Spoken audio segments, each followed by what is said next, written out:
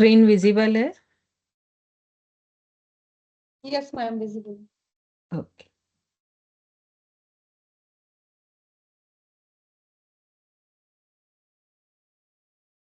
जय जिनेन्द्र मैम। जय जिनेन्द्र। चलिए, तो हठ योग के लिए सब तैयार हो जाए। आज हम हठ योग को एक शॉर्ट इसका रिवीजन हम कर रहे हैं। तो सबसे पहले तो हम देखते हैं कि हठ योग है क्या। तो हठ योग प्योरली एक साइंस है जिसमें बॉडी का प्यूरिफिकेशन होता है, एनर्जी जो है वो रेगुलेट होती है, उसका फ्लो कंटिन्यू होता है और कुछ जो शक्तियां होती हैं उनका जागरण होता है, सिद्धियों और शक्तियों का। तो ये हठ योग होता है।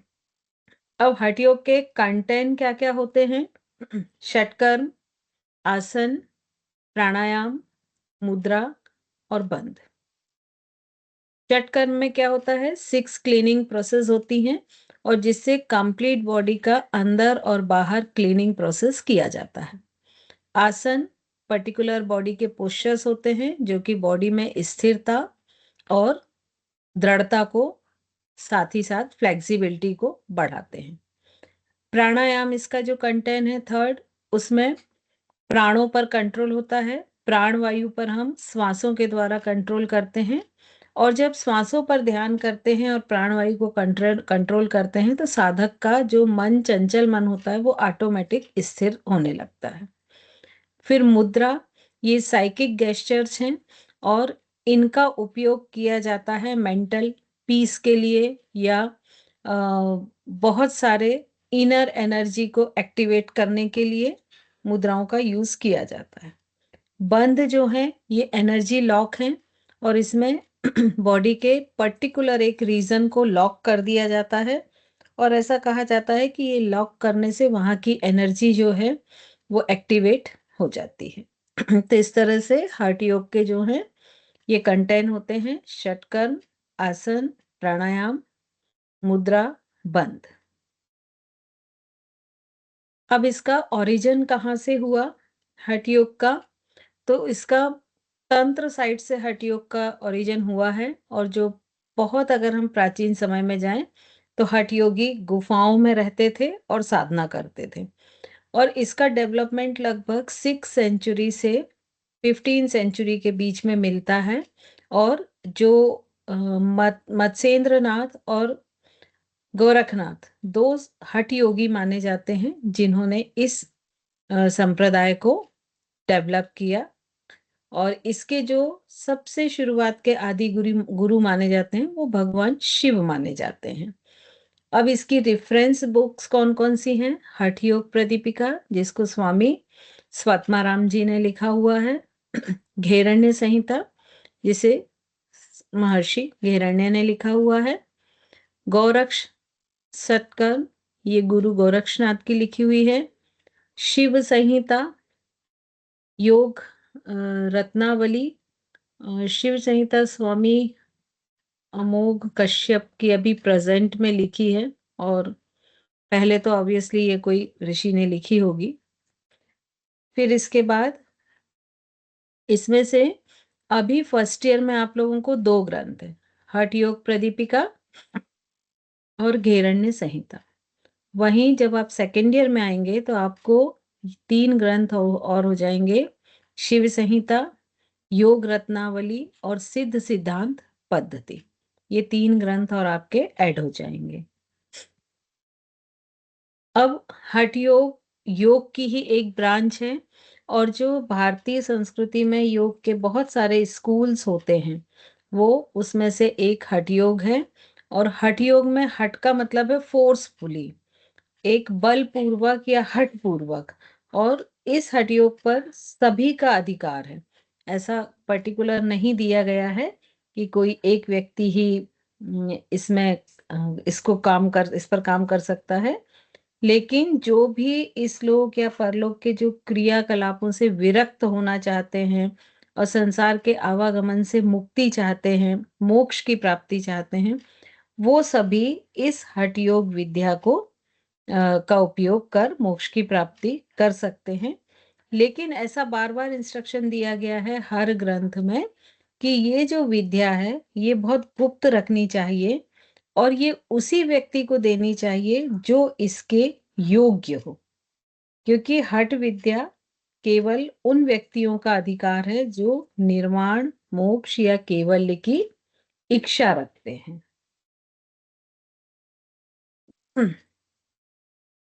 अब जो हठ योग है, इसमें मोस्टली नाड़ियों पे जोर जोर दिया जाता है, ईड़ा, पिंगला, सुषुम्ना।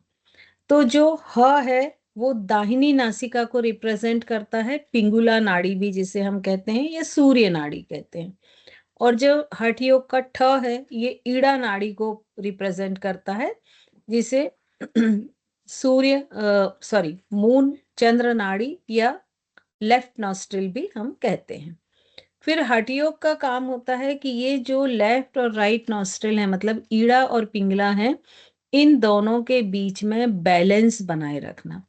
और जब ईड़ा पिंगला में बैलेंस होता है तो एक सिंपैथेटिक नर्वस सिस्टम को एक्टिवेट करती है, दूसरी पैरासिम्पैथेटिक नर्वस सिस्टम को एक्टिवेट करती है। तो ये दोनों नर्वस सिस्टम जब बैलेंस में होते हैं तो वो साधक हेल्दी रहता है। और जितनी भी नाड़ीज होती हैं, ये प्राणिक एनर्जी के चैनल हैं या पैसेज हैं जिनसे प्राणिक एनर्जी फ्लो करती है। तो इस तरह से हम देखें कि अगर पिंगला नाड़ी को देखें तो ये राइट नॉस्ट्रिल है, ये ह को हठ योग में ह को रिप्रेजेंट करती है, ये सूरज को रिप्रेजेंट करती है, मेल नेचर की है। और ये फिजिकल एनर्जी, जब आपकी राइट नॉस्ट्रिल एक्टिवेट होती है तो उस समय आपकी जो फिजिकल एनर्जी होती है वो एक्सट्रीम पर होती है और ये पूरी बॉडी को रिप्रेजेंट करती है। वहीं अगर हम ठ हठ योग में ठ को देखें तो इसे ईड़ा नाड़ी रिप्रेजेंट करती है, ये लेफ्ट नॉस्ट्रिल होता है। और ये मून चंद्रमा को रिप्रेजेंट करती है, इसका नेचर फीमेल टाइप होता है। ये मेंटल एनर्जी को बैलेंस करती है और इसीलिए ये माइंड को रिप्रेजेंट करती है। तो इस तरह से ये हठ योग में ह और ठ किस तरह से नाड़ियों से रिलेटेड है वो बताया गया है।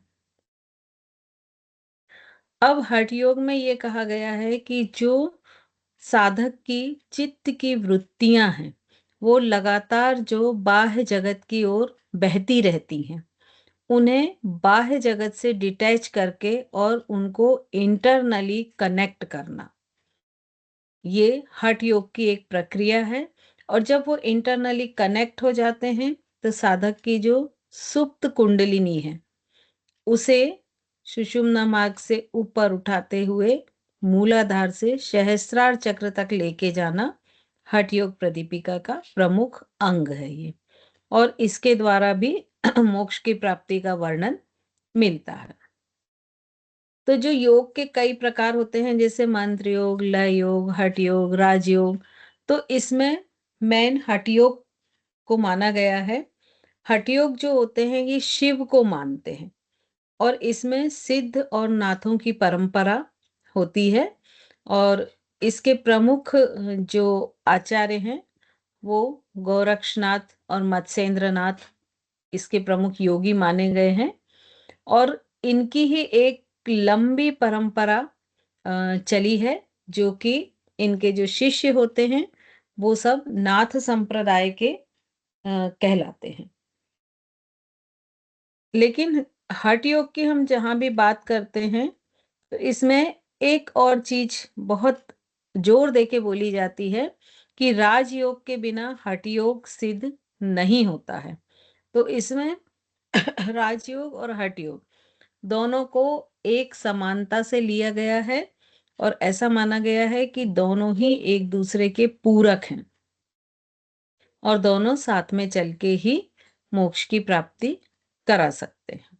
अब यहाँ पे जैसे हम पहले देख चुके थे कि हठ का मतलब होता है बलपूर्वक, और कुछ ऐसी शारीरिक और मानसिक क्रियाएं जो थोड़ी सी बलपूर्वक करनी होती हैं वो इसमें की जाती हैं। मेन षटकर्म होते हैं। षटकर्म में नैति, धौती, कुंजल, वस्ती, नौली, त्राटक, कपालभाति, ये हठ योग में माने जाते हैं। ये केवल शरीर के शुद्धि के साधन है।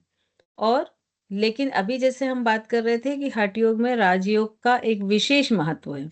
तो ये शुद्धि के बाद शरीर और मन का जो संतुलन राजयोग द्वारा होता है, तो उसको करने के बाद ही हठ योग की तरफ साधक आता है।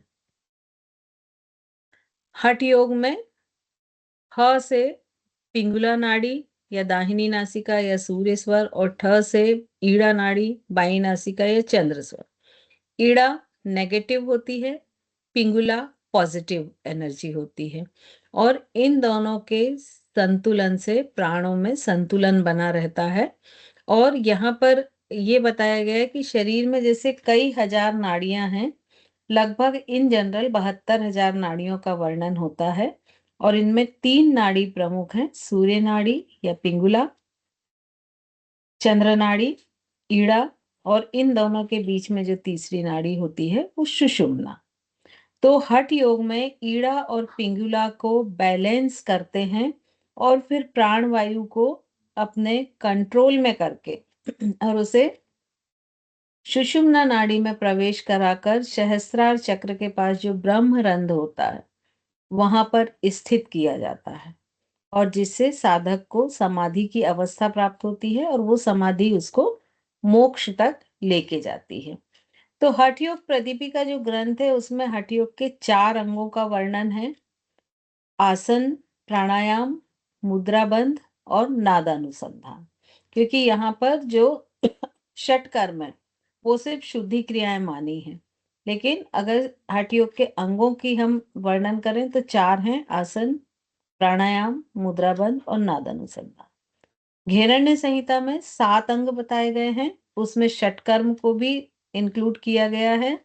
तो षटकर्म आसन, मुद्राबंध, प्राणायाम, ध्यान, समाधि। और योग तत्वोपनिषद में 8 अंगों का वर्णन है, यम, नियम, आसन, प्राणायाम, प्रत्याहार, धारणा, ध्यान, समाधि।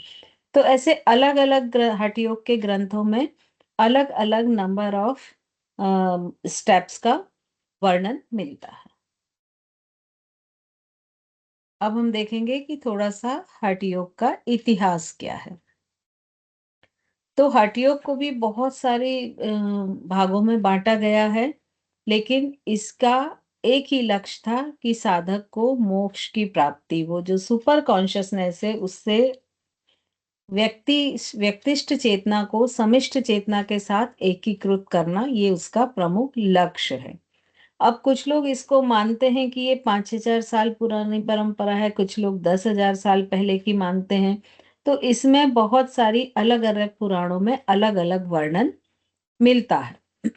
और सबसे पहले इसका अगर हम वर्णन देखें तो पूर्व शास्त्रीय योग जबकि लिपिबद्ध नहीं था, ये सिर्फ उपदेशों से इसका आदान प्रदान होता था, उसे पूर्व शास्त्रीय योग कहते हैं।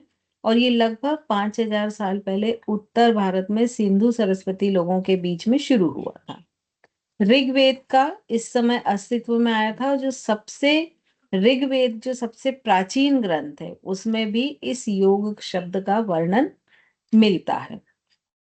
और बार बार ऋषियों द्वारा पुराणों में, वेदों में, उपनिषद में, भगवत गीता में, इन सभी में इस योग शब्द का वर्णन मिलता है। तो पूर्व शास्त्रीय योग में वेद, उपनिषद, ऋषियों ने जो उपदेश दिए हैं और भगवत गीता, ये सारे ग्रंथ पूर्व शास्त्रीय योग के काल के आते हैं। फिर शास्त्रीय योग, तो शास्त्रीय योग उस समय अवधि को कहते हैं जब पातंजलि और हठ योग प्रदीपिका, घेरण्य प्रदीपिका ऐसे ग्रंथ ऋषियों द्वारा लिखे गए वो शास्त्रीय योग आता है। और फिर तीसरा काल आता है उत्तर शास्त्रीय योग। तो वो है जब तंत्र योग अस्तित्व में आया और भौतिक शरीर पर अधिक जोर देने लगे, क्योंकि पहले जो शास्त्रीय योग के समय तक ये जो योग है इसको मोक्ष प्राप्ति का ही जरिया माना जाता था। भौतिक शरीर में इसमें बहुत जोर नहीं दिया जाता था। लेकिन धीरे धीरे ये योग जैसे आसन है कि कुछ 100 साल पहले ही अस्तित्व में आए और फिर इनके शरीर पर क्या प्रभाव पड़ा उसे देखा गया। और एक शारीरिक स्तर पर स्वस्थ होने की विधा इसे माना गया है। तो इस तरह से बहुत सारे आसन, लगभग पहले 84 लाख योनियों के 84 लाख आसन हुआ करते थे और हर आसन में एक एनर्जी के फ्लो को प्रॉपर चैनलाइज किया जाता था और जब वो प्रॉपर प्रवाह में किया जाता था तो उसे विन्यासा प्रवाह कहते थे और उसे अपने शरीर के हर मूवमेंट को ब्रीदिंग के साथ जोड़ा जाता था। ये सारा उत्तर शास्त्रीय योग के कालखंड में हुआ है। इसकी जो आपकी पहली बुक है फर्स्ट ईयर में, वो है हठ योग प्रदीपिका। तो इसका थोड़ा सा हम परिचय देखते हैं कि ये क्या है। इसके जो लेखक हैं वो हैं स्वात्माराम योगेंद्र।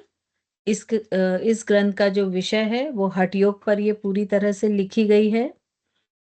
इसमें 4 चैप्टर हैं। पहले में है आसन विधि जिसमें लगभग 67 श्लोक हैं।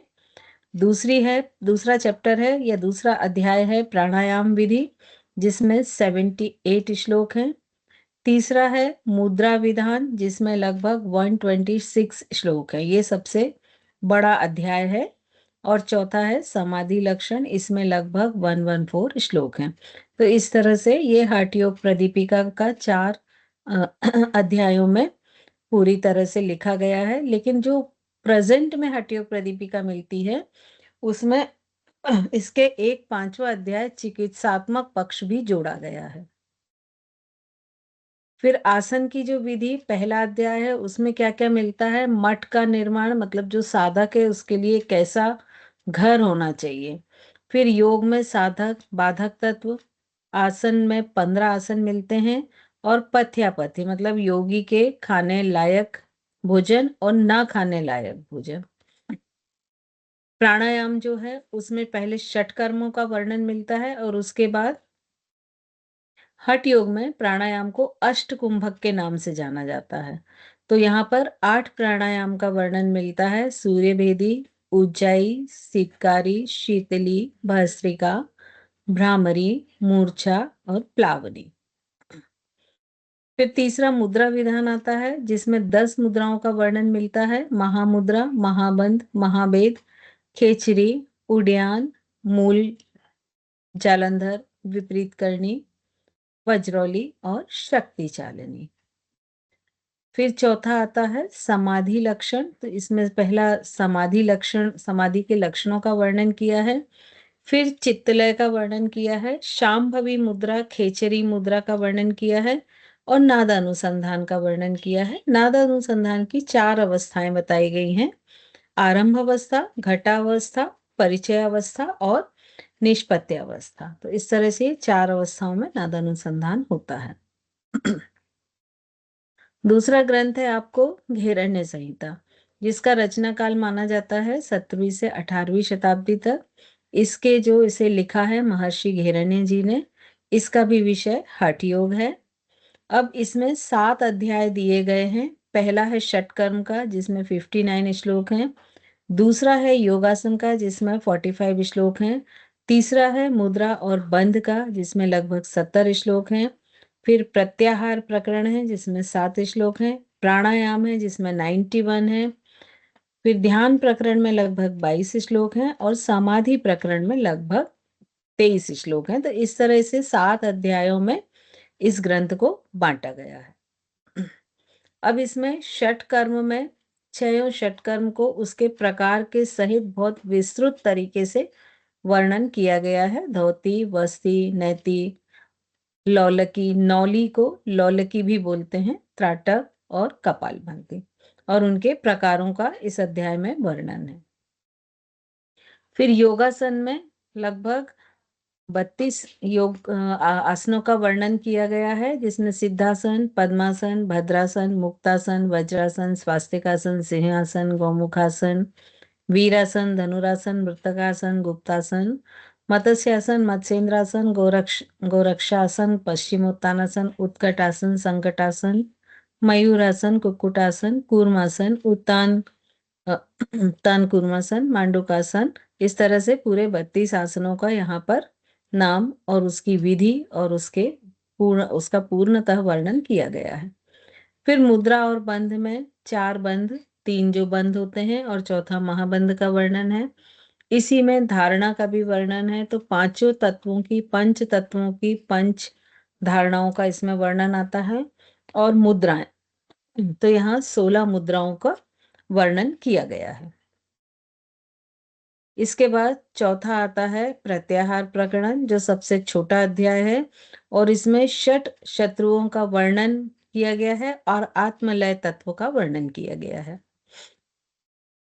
पांचवा आता है प्राणायाम प्रकरण।